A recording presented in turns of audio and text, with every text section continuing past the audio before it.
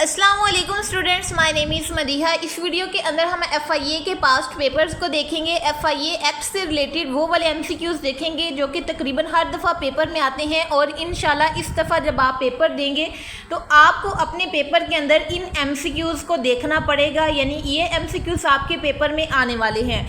तो बगैर time waste किए वीडियो को स्टार्ट करते हैं। आपने हर एक क्वेश्चन को अच्छे से डिटेल के साथ देखना है ताकि आप 100% गारंटी के साथ आप अपना टेस्ट पास कर सकें और मेरिट पे आ सके। तो स्टार्ट करते हैं MCQs नंबर 1 से। MCQs नंबर 1 है हमारे पास, under which ministry does the federal investigation agency operate. तो इसका करेक्ट आंसर है मिनिस्ट्री ऑफ इंटीरियर, यानी कि जो मिनिस्ट्री फेडरल इन्वेस्टिगेशन एजेंसी यानी कि FIA है, ये मिनिस्ट्री ऑफ इंटीरियर के अंडर अपना सारा काम करती है। और हर एक MCQs के नीचे ये इसकी एक्सप्लेनेशन लिखी होगी ताकि आप लोगों में से किसी भी एक स्टूडेंट को अगर MCQs की समझ नहीं आती तो वो ये एक्सप्लेनेशन पढ़ के उसको अच्छे से समझ सके। ये हमने पहला MCQs देखा। इसके बाद सेकंड वाला MCQs हम देखते हैं। द फेडरल इन्वेस्टिगेशन एजेंसी यानी कि FIA act 1974 was officially promulgated and became law on.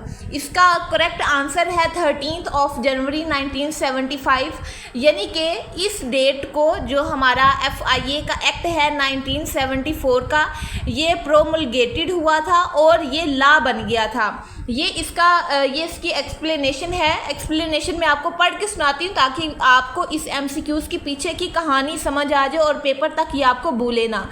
Although it is the named the FIA Act 1974, the law received presidential assent and was printed in the official Gazette of Pakistan on 13 January 1975। यानी कि इस act का नाम 1974 है, लेकिन ये 13 जनवरी 1975 को president की तरफ से मंजूर हुआ था। तो ये एक्सप्लेनेशन हो सकता है सेकंड वाले MCQs में आपके पास आ जाए, तो ये भी आपके पास एक दूसरा इम्पोर्टेंट MCQs बन जाता है। इसके बाद आगे वाला MCQs है हमारे पास, according to the section 3 the act who appoints the director general यानी DG ऑफ FIA। जो FIA का DG होता है उसको अपॉइंट किसने करना होता है? तो लॉ के अकॉर्डिंग फेडरल गवर्नमेंट जो है ये DG को अपॉइंट करती है, यानी कि उसको रखती है काम पे। ये है उसकी एक्सप्लेनेशन। इसके बाद हमारे पास आगे वाला MCQs है MCQs number 4। According to the fact FIA act 1974 the term code refers to which of the following. यानी कि FIA एक्ट 1974 के अंदर एक टर्म इस्तेमाल की जाती है और उस टर्म का कोड की एक टर्म है, ये वर्ड है, इस्तेमाल किया जाता है। तो इसका मतलब होता है कोड ऑफ क्रिमिनल प्रोसीजर 1898।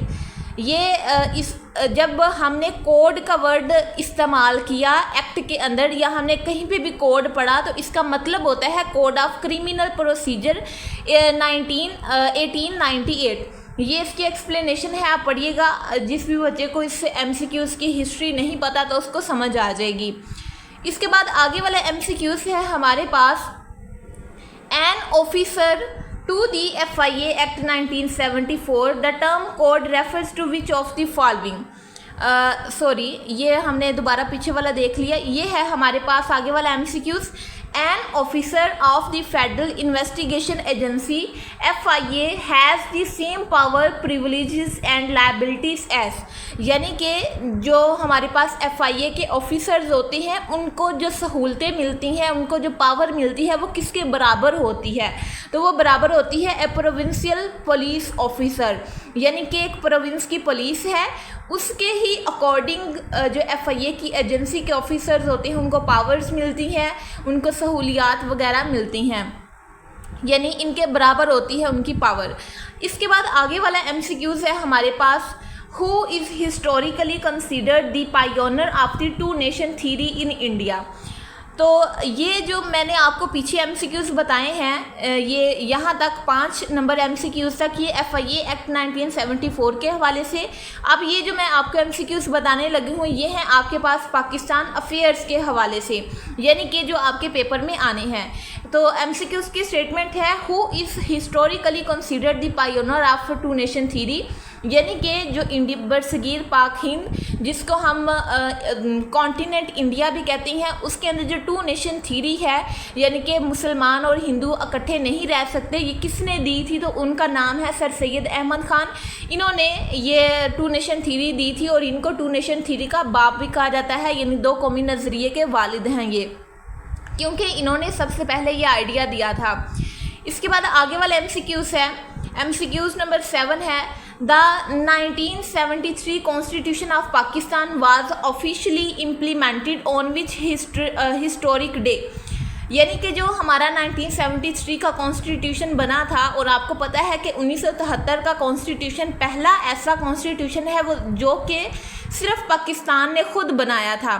इससे पहले जो 1956 का कॉन्स्टिट्यूशन है ये पाकिस्तान का अपना नहीं था, जो कि हिंदुओं के अंदर और पाक इंडिया के अंदर, यानी कि पाकिस्तान की सेपरेशन से पहले जो आइन चल रहा था उसी को मॉडिफाई करके तो पाकिस्तान के अंदर चलाया गया था, जिसको हम 1956 का आइन कहते हैं। और पाकिस्तान ने 1973 के अंदर अपना आइन बनाया था, और वो जो अपना आइन हमने 1973 के अंदर बनाया था ये 14 अगस्त 1973 को पाकिस्तान के अंदर लॉन्च कर दिया गया था, उसको इम्प्लीमेंट कर दिया गया था, यानी कि उसके ऊपर अमल करना स्टार्ट कर दिया गया था। इसके बाद है question number 8, which is the oldest barrage built on the Indus river in Pakistan. यानी कि हमने सबसे पुराने बैरेज का नाम बताना है जो कि इंडस रिवर के ऊपर बनाया गया है। तो इसका करेक्ट आंसर है सखर बैरेज। ये इसकी एक्सप्लेनेशन है। सखर बैरेज ये एक ऐसा बैरेज है was constructed during the British colonial era on the Indus river near Sukkur Sindh. It was fully completed in 1932। यानी कि ये बनाया तो पाकिस्तान के बनने से पहले का था। तो चूंकि जो इंडस रिवर का एरिया है जो कि पाकिस्तान के अंदर आता है, ये उस एरिया के अंदर बना हुआ है, इसलिए ये जो बैरेज है सखर बैरेज ये पाकिस्तान के हिस्से में आया हुआ है। पाकिस्तान इसे खुद नहीं बनाया बल्कि इसको बनाया था ब्रिटिश कॉलोनियल ईरा के अंदर, यानी कि बरतानिया ने इसको बनाया था, गोरों ने इसको बनाया था। इसके बाद है हमारे पास MCQs नंबर 8 विच अब ये जो 8 वाला MCQs है ये इस्लामिक स्टडीज़ से रिलेटेड है, यानी ये ऑलरेडी पाकिस्तान के जो FIA के MCQs हैं उनके अंदर आ चुका है, FIA के अंदर ये रिपीट हो चुका है। विच सूरा of Holi Quran contains Bismillah twice, यानी कि सूरत के अंदर 2 दफ़ा बिस्मिल्लाह आई है। तो ये सबको पता होगा सूरा नमल है जिसके अंदर 2 दफ़ा बिस्मिल्लाह आई है। ये इसकी एक्सप्लेनेशन है, कुछ ही लोग होंगे जिनको नहीं पता होगा, बाकी सबको तो पता होगा। सूरा नमल स्टार्ट्स विद बिस्मिल्लाह and it represented in verse 30 as the opening of prophet सुलेमान अलैहिस्सलाम letter to the queen of Sheba. तो ये इसकी एक्सप्लेनेशन है, और वैसे भी हमें पता है कि सूरा नमल में के अंदर 2 दफ़ा बिस्मिल्लाह आती है। अब आप लोगों का एक छोटा सा आप लोगों के लिए एक छोटी सी असाइनमेंट है। आपने उस सूरा का नाम बताना है जिसके अंदर बिस्मिल्लाह आती ही नहीं है। उस सूरा का नाम आप लोगों ने कमेंट बॉक्स के अंदर मुझे बताना है। आगे है हमारे पास इस्लामिक स्टडीज़ का क्वेश्चन, जो कि हमारा है क्वेश्चन नंबर 10। चूँकि हमने टोटल 20 MCQs करने हैं और उनमें से ये 10 वाला MCQs है। विच कंपेनियन ऑफ प्रॉफिट मोहम्मद सल्लल्लाहु अलैहि वसल्लम established the regular police force, यानी कि जिसको हम उस ज़माने में अलशुरता भी कहते हैं, यानी आज के ज़माने की जिसको हम पुलिस कहते हैं। और ये prophet peace be upon him के ज़माने में सबसे पहले किसने बनाई थी? तो ये बनाने वाले का नाम है हज़रत उमर रज़ी अल्लाह तआला अन्हा। हज़रत उमर रज़ी अल्लाह तआला अन्हा ने पहली दफ़ा रेगुलर पुलिस का इनकाद किया था। ये इसकी एक्सप्लेनेशन है। हज़रत उमर इब्ने ख़त्ताब created a professional system during his caliphate to secure towns, establish prisons and set up a systematic police force, जिसको हम अलशुरता भी कहते थे।